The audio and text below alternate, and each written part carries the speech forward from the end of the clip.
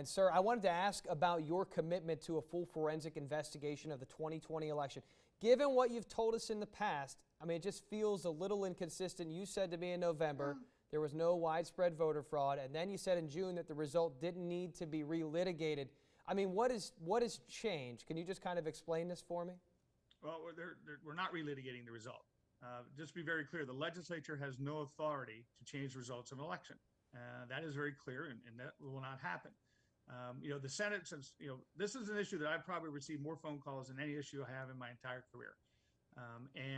The most important thing in a representative democracy is that people have faith in the vote.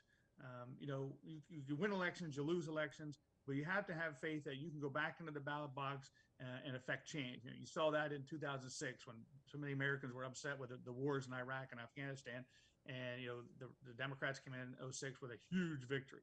You saw that in 2010 when the Tea Party came about because they were so upset with Obamacare and things of that nature. So they were able to go to the ballot box and affect change. If you don't believe that the elections are fair and free, then that leads to major frustration. Major frustration that can lead to people acting out. A lot of that we saw last summer, where people were demonstrating in the streets because they were frustrated. They didn't think their voices were being heard as far as social issues in this country. That's what happens when you don't think you can affect change by going through the normal procedures. And so whether you agree or not, or other people agree or not, people believe, a significant amount of people in Pennsylvania believe that there were significant problems in our election, which is why when I was elected pro tem, the first act was to put this election integrity bipartisan committee together, because all this has to be bipartisan. And we held hearings where a lot of states went forward and passed legislation. We held significant amount of hearings. That ended up with a bill that was passed, which I think made significant changes. Unfortunately, the governor vetoed it. Well, a lot of people think we should just wait until we get a new governor. I don't believe that. I believe we should continue our work. One of the major roles of the legislature is to provide oversight. Obviously, elections are run by county and state governments, and it's our job to make sure that people have faith in those results. We don't have authority to change results. It's not about that. But taking the next step to further investigate the elections of 2020, which so many people have questions, and the primary 2021, where there were so many problems. A lot of problems in York County, a lot of problems in Center County of not having ballots. I mean, how do you have an election when people show up and you don't have a ballot?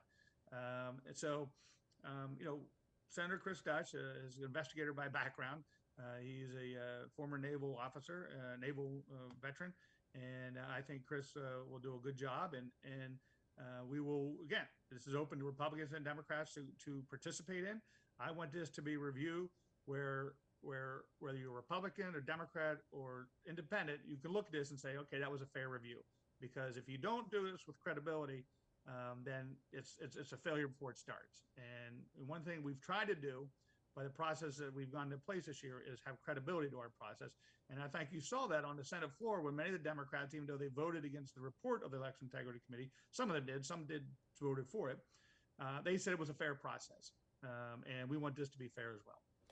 My question is that there are a lot of concerns. We've heard the term Arizona-style audit thrown around, and we saw representatives, senators make their way to Arizona. I mean, people feel like, and we've seen reports that if you get these outside agencies involved, that there could be improper procedures.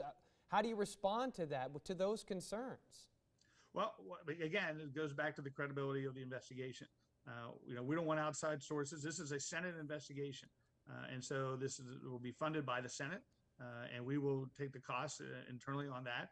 We don't want to be funded by, the Republicans wouldn't like it if George Soros funded some investigation by the government, and I'm sure Democrats wouldn't like it if Republican-leaning groups were funding an investigation. So it's a government job. It's our job to do, and we will do that. And when you hire vendors to assist you with this, because a lot of us don't have that expertise, it's important we hire vendors who have credibility in the field that you're hiring them. That their resume will be looked at as something that is competent, is fair, and will do a good job. And so, again, that goes back to my earlier point about credibility. You have to have credibility in this process, and I believe we will. So who picks up the cost of that, though? I mean, is that cost on the taxpayers? I mean, look, it's a government operation, so the government will fund it, obviously, through the Senate. But everything we do I mean, that is the hearings on anything. The taxpayers, Senate, right? government is responsible for the payment of that. But that is, us making sure, one of two things will happen with this investigation. Either one, we'll find some things that went wrong that we can then put new procedures in place, new laws in place that'll instill confidence in the voting system. Or two, we won't find anything, and that will dispel a lot of the concerns that maybe were out there. When you Either say way, things went we wrong, put though, people in a better place when this is over. when you say things went wrong, though, I mean, you don't mean fraud, right? Because when you and I talked in November, you said look, there wasn't fraud. I don't know that. Like, I'm not a forensic expert and things of that nature, but there are things. A lot of things went wrong, starting with the Secretary of State and the many things that she set up. And you don't mean unsecured Veronica Dropboxes. DeGraffenreid, you mean Kathy Bookvar, correct? Bookvar. So there's a lot of things that went wrong in the election that we know about. We haven't quantified them into what those results, how that impacted the actual election. But you can start with that significantly and get to the bottom of all the actions, why they took them. It was certainly, from my point of view, this was the first time I've ever had a Secretary of State that was clearly trying to tilt the scales of the election in one direction. We've never had that before. And so we will begin there. We'll begin taking testimony from voters on what they saw and what they believe went on. And again, we don't have a predetermined result. We will go where the investigation takes us. The only thing I was going to say in defense of Kathy Bookvar is that the Supreme Court did rule, Pennsylvania Supreme Court did rule in her favor. The one thing I did want to ask you is that I've heard from a lot of Republican legislators, they say they don't support this because they feel like it would be impractical given the time that's elapsed. What's your message to them? Well, look, I understand. I'm just reacting to my concern that's out there from the voters who, whether I'm in my office, whether I'm on the street, whether I'm at a fair, reacting to that message that I've received over and over again, that there are still significant concerns with the 2020-2021 election, and we should do our job as legislators to get to the bottom of it. All right, last question. You replaced Senator Doug Mastriano, who was originally tapped to lead that investigation. That move clearly struck a nerve with him and then some of his supporters. Senator claims he was stonewalled, threatened, his staff was moved or canned. Was that true? Can you address that? Yeah, well, no one was fired. But look,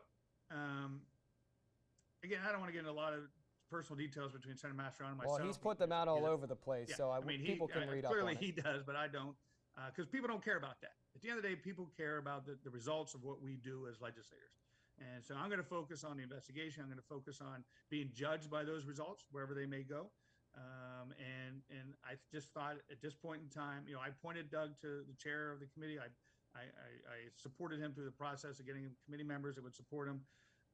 But I just thought at this time, after he sort of backed away from it by saying that he couldn't get it done under these circumstances, that Chris Dush was the best person to do the job. And again, whether it's Doug Mastriano, whether it's Chris Dush, whether it's Jake Corman, it doesn't really matter to the voters of Pennsylvania.